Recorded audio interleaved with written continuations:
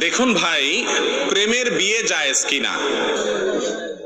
বিয়ে তো জায়েজ আলহামদুলিল্লাহ, কিন্তু তথাকথিত প্রেম অর্থাৎ বিবাহ বহির্ভূত সম্পর্ক করে তারপরে যদি বিবাহ করে তাহলে সেক্ষেত্রে বিবাহটা জায়েজ হয়ে যাবে, কিন্তু আগে যে হারাম সম্পর্ক রেখেছে সেটার জন্য আল্লাহর কাছে ক্ষমা চেয়ে যদি ক্ষমা আদায় করতে পারে ভালো, আর না হলে বিবাহের জন্য পুরস্কার পাবে, এরপরে পুরস্কারটা ছিনায় নিয়ে আল্লাহ বলবে আসো এবার গুরুজ নাও।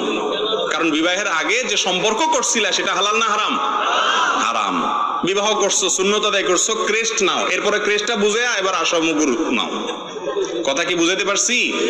অনেক যুবক ভাইরা বলেন বিবাহের উদ্দেশ্যে প্রেম করলে ওইটা জায়েজ।